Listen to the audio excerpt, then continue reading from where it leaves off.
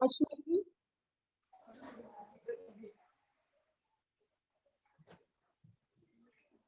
राजकुमारी जी start करें कार्यक्रम। जी दीदी, हम राष्ट्रीय देहदान सखी डॉक्टर राजकुमारी जी महिला सम्मेलन की ओर से आज हमारे साथ उपस्थित है राजस्थान से देहदान संकल्पकर्ता के साथ वार्तालाप करने के लिए राष्ट्रीय नेत्रदेह अंगदान प्रमुख आदरणीय सुशीला जी फरमानिया, नेत्रदान सखी पूनम जी, वीडियो सहयोगी विनीता जी।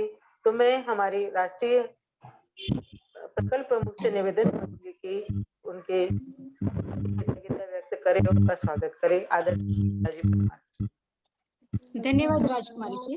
हमारे साथ आज उपस्थित हैं देहदान के संकल्पकर्ता के परिवार से सुभाष जी, उदयपुर से अध्यक्षा पूनम जी और मीनाक्षी जी गर्ग और विनीता जी, राजकुमारी जी, आप सभी का इस कार्यक्रम में वंदन है, अभिनंदन है।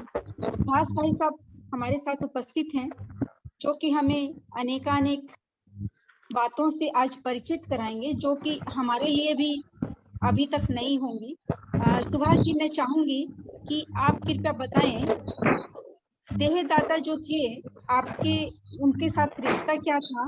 परिचय कराने के लिए पूनम जी और मीनाक्षी जी, मैं आपसे चाहूंगी कि आप लोग परिचय करवा दें इनका, उसके बाद फिर हम सुभाष जी के साथ आते हैं। जी जी बिल्कुल। जो देहदाता थे वो मेरे ताऊजी लगते हैं, ताऊजी लगते थे, और ये जो सुभाष जी हैं वो इनके बेटे हैं। उनके 2 बेटे और एक बेटी है। सुभाष भैया जो है वो बीच वाले हैं। तो सुभाष जी गर्ग इनका नाम है, और जो देहदान का संकल्प जिन्होंने भरा था वो विष्णुकांत जी गर्ग उनका नाम था। उम्र 75 वर्ष थी और 27 दिसंबर को उनका देहावसान हुआ था। जी पूनम जी हमारे बीच उपस्थित हैं उदयपुर से। पूनम जी, आप कुछ कहना चाहेंगे?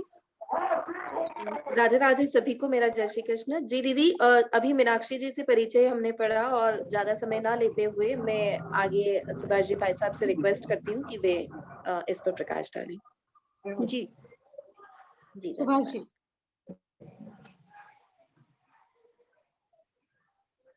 आप म्यूट हैं सुभाष जी, अनम्यूट कर लीजिए। आपका माइक बंद है सुभाष जी।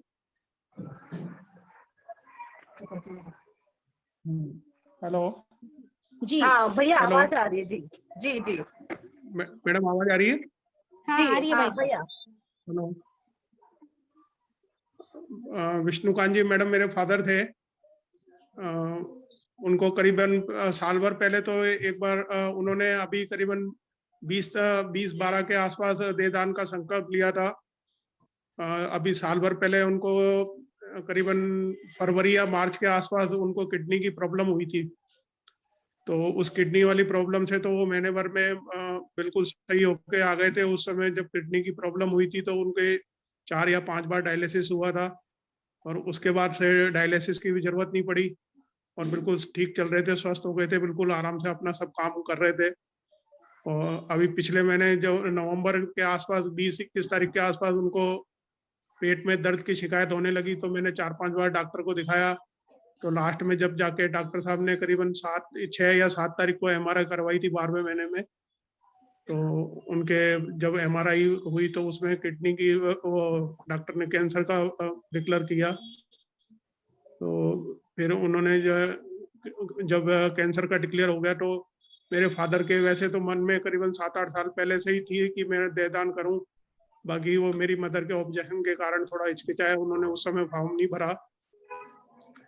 और फिर बाद में जब वो बीमार हुए तो उन्होंने मेरे जीजाजी से रिक्वेस्ट करी कि भाई मैं देहदान करना चाहता हूँ। हालांकि उनको ये मालूम नहीं था कि कैंसर पेशेंट की बॉडी देहदान में नहीं जा सकती है। तो फिर हमने जब हमारे जीजाजी ने हमसे बोला कि भाई पापा ऐसे बात करना कह रहे हैं, तो हमने उनको वहाँ पर हमारे एक यहाँ संस्था है महावीर इंटरनेशनल अजमेर में, उनके थ्रू हमने बातचीत करी। तो उन्होंने बोला कि आप एक बार उन्होंने ये उनके मन में इस बात की जागृति हुई है कि भाई मैं देहदान करना चाहता हूँ। तो उन्होंने बोला कि आप उनका फॉर्म तो भरवाइए और साइन करिए, और बाकी बॉडी तो उन्होंने हमको उसी फर्स्ट फोन पे ही मना कर दिया था कि भाई इनका देहदान नहीं हो पाएगा।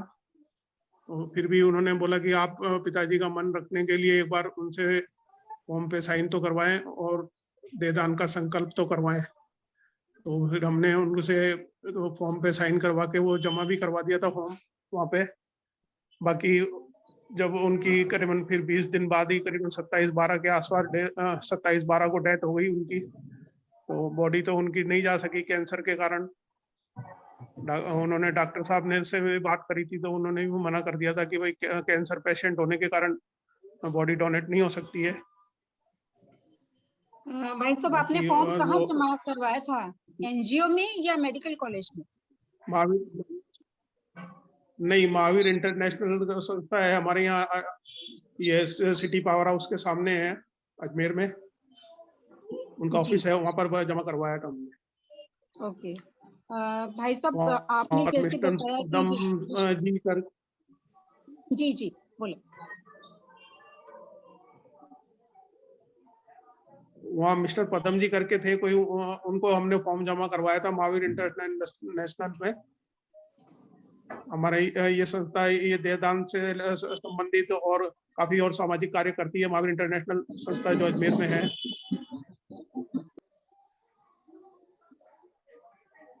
भाई साहब, आपने मैं नमन करती हूँ विष्णुकांत गर्ग जी को कि जिन्होंने देहदान की इच्छा पिछले 5-7 सालों से अपने मन में बसा के रखी। मतलब वो इतने जागरूक थे कि उन्हें देहदान करना है, और आपको ये पता होते हुए भी कि भाई उनका देहदान नहीं हो सकता क्योंकि वो कैंसर पेशेंट है, आपको एनजीओ ने बता दिया था, फिर भी उनकी इच्छा का मान रखते हुए आप परिवार वालों ने देहदान का संकल्प उनसे करवाया।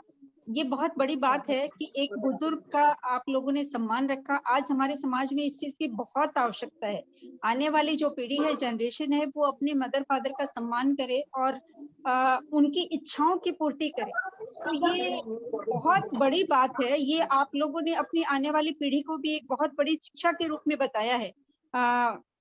ये काफी टाइम तक इस चीज की मुझे लगता है कि आपके परिवार में चर्चा रहेगी कि पता होते हुए भी उनकी इच्छा संपूर्ण नहीं की जा सकती, फिर भी उनकी इच्छा का मान रखा गया।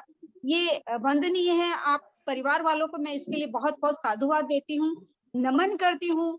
हमारे ऐसी इच्छाधारी विष्णुकांत गर्ग जी की आत्मा जहां भी है, प्रभु उन्हें मोक्ष प्रदान करे। और अखिल भारतीय मारवाड़ी महिला सम्मेलन की तरफ से हम उन्हें श्रद्धांजलि अर्पित करते हैं, अपने श्रद्धा सुमन अर्पित करते हैं। भाई, आपके परिवार में क्या और कोई भी इसके प्रति अग्रसर होगा? आप लोगों ने जैसे ये न्यूज़पेपर में भी आया कि उन्होंने देहदान का संकल्प भरा है, मेरे को न्यूज़पेपर की कटिंग मिली, तो क्या इसकी लोगों की इसके प्रति क्या रुझान था, क्या विचार थे, क्या प्रतिक्रिया आपके पास आई? मैडम, हमारे फादर की जो ये उनका मन में जागृति, वो सुबह मॉर्निंग वॉक पे जाते थे, वहां से उनका एक फ्रेंड के थ्रू उनकी जागृति हुई। और हमारे एक चाचा जी हैं, उनके ससुर साहब ने भी देहदान करी थी, तो उन दोनों की तो कोई लास्ट में बीमारी नहीं थी, तो उनकी तो देहदान हुई थी। ऐसी कोई भी मतलब माइनर बिल्कुल हॉस्पिटल की तरफ से उनके ओके थी बॉडी, तो उनकी देहदान हुई थी। और मेरे फादर ने भी यही बोला था कि भाई ज्यादा से ज्यादा आप इस लोगों को इस बारे में प्रचार करें कि लोग देहदान के प्रति संकल्प हो, कि भाई जिससे कि आखिर अपनी जब बॉडी जो अपन जला के जैसे उसको जला देते हैं, तो उससे भी कुछ होना तो नहीं है। बाकी उसमें यदि वो किसी के काम आए और बच्चों को पढ़ने में जैसे मेडिकल कॉलेज वगैरह में काम आए, तो वो उनके मन में ये विचारधारा बहुत प्रबल थी इस बारे में। आपने बिल्कुल सही कहा। उनके जो विचार थे कि भाई अपना शरीर किसी के काम आए, तो क्या आप लोग परिवार वाले इस विचार से इत्तेफाक रखते हैं? आप लोग बाकी लोगों के भी इसको प्रेरित करेंगे और आपके परिवार में भी ऐसे विचारों के प्रति आप लोग जागरूक करेंगे पूरे अपने परिवार को, समाज को? मैडम, अब प्रेरित तो हम करेंगे ही। और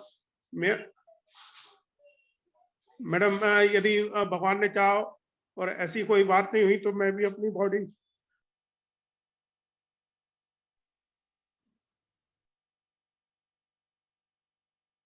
अनम्यूट कीजिए प्लीज, अनम्यूट कीजिए प्लीज। हेलो। जी मैडम,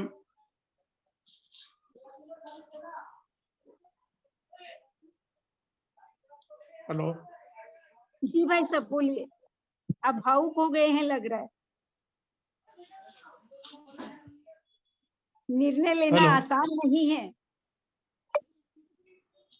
अपने मैडम, शरीर से निराशक्ति होनी आसान नहीं है। आप पहले पूरा पक्का मन बनाएं, परिवार के लोगों को इसके लिए तैयार करें। अभी आपकी माताजी यहाँ पे हैं, उन्होंने पिताजी को बहुत टाइम तक मना करके रखा। अब वो संकल्प पत्र भरने के लिए यदि तैयार हो, आपके लिए तैयार हो, पूरा परिवार तैयार हो, तो इसके विषय में विचार विमर्श करिएगा। मैडम अभी तो मेरी माता जी मौजूद है, तो उनके सामने तो मैं ऐसी कोई बात नहीं करूंगा। बाकी यदि जब मेरी माता जी को 100 वर्ष पूरे हो जाएंगे या ऐसी कोई बात होगी तो मैं जरूर इस बारे में, मेरा मन तो पक्का निर्णय है। जी, जैसे आपके पिताजी रेगुलर अपने परिवार से इस चीज की चर्चा करते रहे कि भाई मेरी इच्छा है, वो तो भगवान की इच्छा नहीं थी कि उनका शरीर नहीं हो पाया देहदान। संकल्प लेना एक अलग बात है। आपकी वार्तालाप से जो निकल के आया कि भाई मन में इच्छा होते हुए भी, संकल्प करने के बावजूद भी जरूरी नहीं है कि हमारा शरीर इस कार्य के लिए लग सके। हाँ, तो वो जो तो मैडम कैंसर भगवान की पेशेंट इच्छा है। है, जी कैंसर पेशेंट है और वो उनका शरीर नहीं जा सका, ये भी एक हम सब के लिए एक सीख की बात है कि भाई हालांकि पता था, एनजीओ ने आपको बता दिया था, फिर भी आपने उनकी इच्छा का मान रखा और कैंसर की वजह से उनका शरीर दान नहीं हो पाया। और आप परिवार वालों ने इतना सोचा और किया, उसके लिए तहे दिल से आपका धन्यवाद। भाई साहब आपको भी हम नमन करते हैं। पिताजी की ऐसी स्थिति होने के बाद भी आप इतने भावुक मन से ये निर्णय ले रहे हैं कि पिताजी ने जैसे बार बार में हम लोगों को बताया, और मैं भी अपने परिवार की सामने इस इच्छा को रखूं। हालांकि माता जी हैं, आपने कहा बिल्कुल सही बात है, माँ को सुन के कैसा लगता है, लेकिन आप उनकी सोच को थोड़ा परिवर्तित कर सकते हैं कि माँ संकल्प तो पिता का भी हुआ था, तो नहीं हुआ ना। तो इस तरह से हो सकता है कि उनको खुद के लिए ये चीज मन में आ जाए। अभी हमने जस्ट आपसे पहला वाला इंटरव्यू लिया था, तो उस महिला के हस्बैंड की कोरोना में डेथ हो गई थी। उनके हस्बैंड की इच्छा थी कि मेरा देहदान हो। हाँ, तो वो उनका तो नहीं हो पाया, लेकिन उन्होंने संकल्प भरा। तो हो सकता है कि माता जी भी इस तरफ थोड़ी सी अग्रसर हो जाएं। आप समय समय पर परिवार में इसके लिए चर्चा करते रहिए, पॉजिटिव बना के रखिए कि भाई जो हम संकल्प लेते हैं और जो हम दाह संस्कार कर देते हैं, तो दोनों में अंतर क्या है। आप उनको पॉइंट बताते रहेंगे तो शायद बाकी सारा परिवार इस चीज के लिए आपकी बातों से एग्री मैडम कर जाए।